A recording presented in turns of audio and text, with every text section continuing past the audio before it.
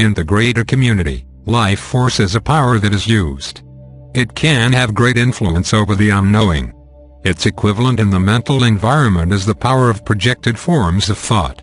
In the physical environment, life force exerts an actual force that moves things and creates an impact and a reaction.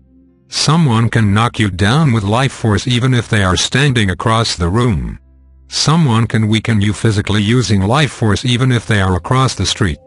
Life force is not as effective in the physical environment as it is in the mental environment, where thoughts can be directed at an individual thousands, even millions, of miles away and have an impact.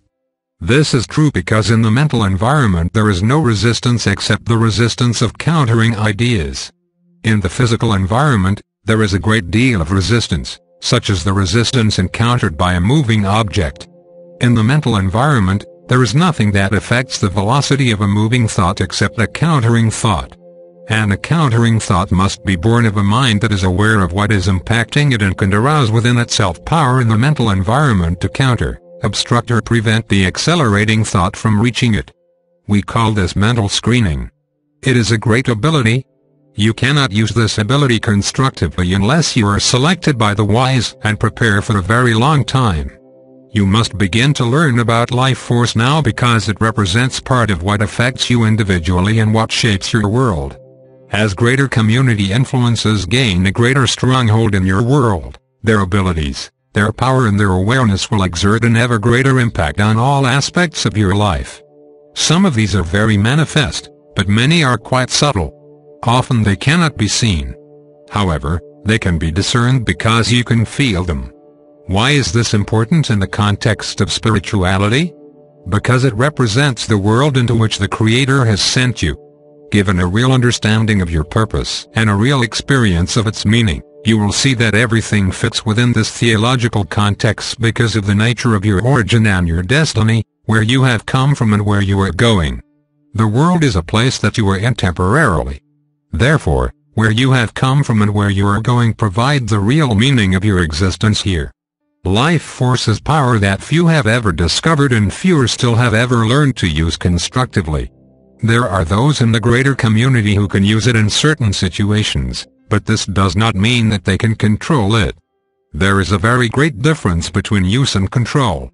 For example, you use electricity, but the ability to control it, redirect it and guide it represents a greater set of skills and abilities.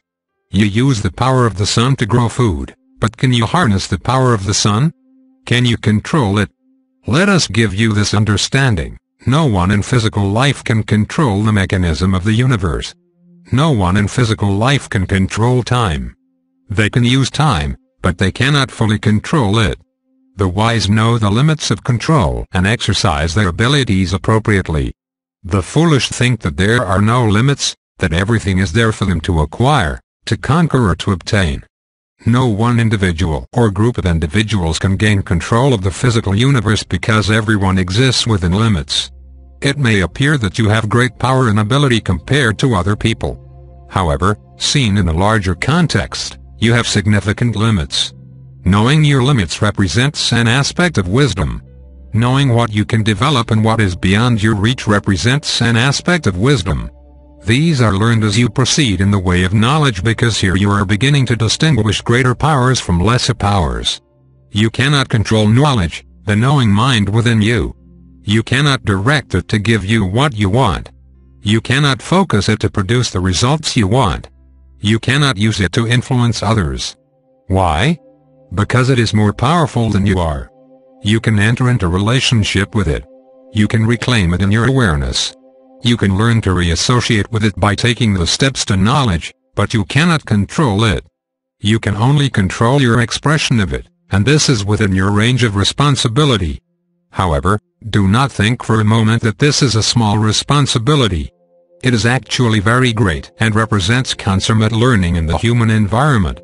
It is an interesting fact of life in the greater community that the wise are all very similar, and the unwise are all very different from each other.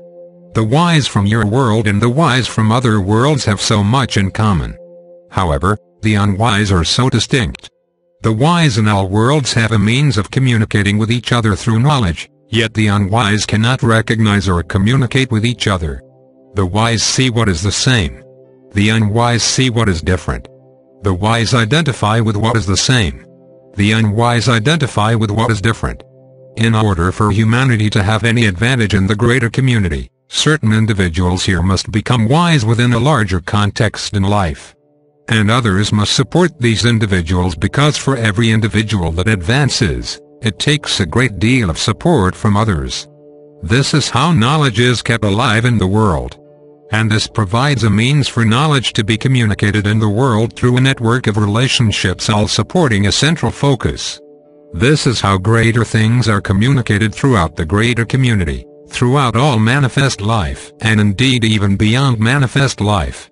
Real wisdom is passed on through a network of relationships. Like water seeping downward through the soil, wisdom finds its real channels and its path of least resistance.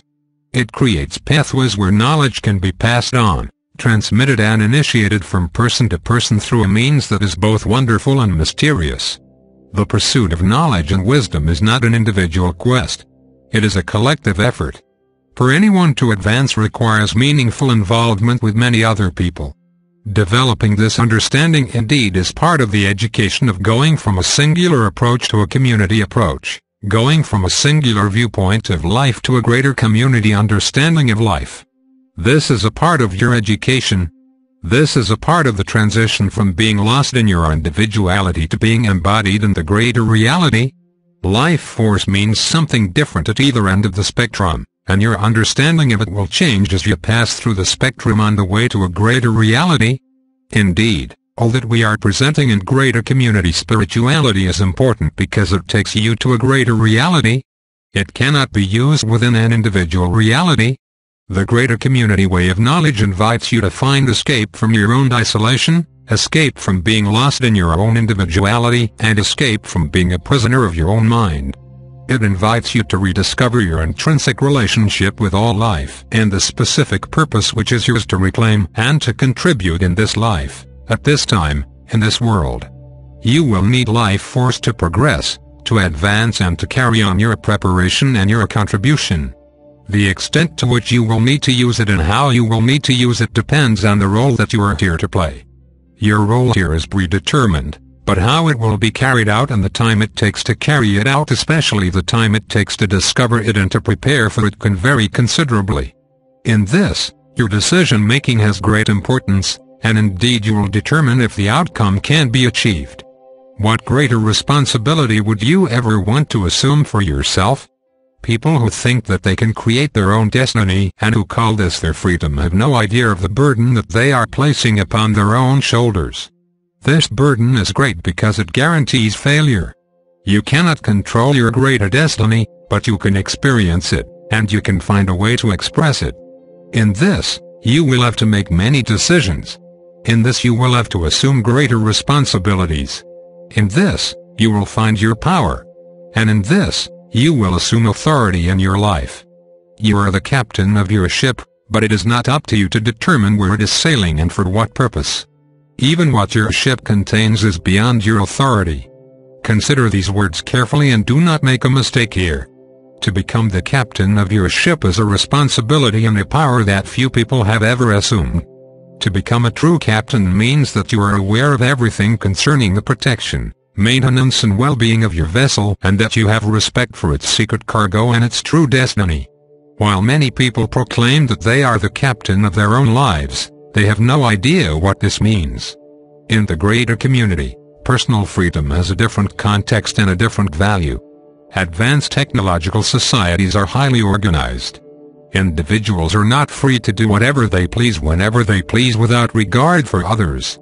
The greater community is a competitive environment on a scale and a magnitude that you cannot even imagine. Therefore, to become effective and competitive in this environment, and, beyond this, to gain greater community knowledge and wisdom, you must over time reassess all of your values and assumptions. Personal freedom is chaos without knowledge. It is the source of everyone's mental and physical illness. Contrast will show you this as you learn to associate with those who are beginning to discover a greater purpose and meaning in life, and as you yourself begin your own discovery of this. The contrast will be marked. You will see yourself going in a different direction from everyone else.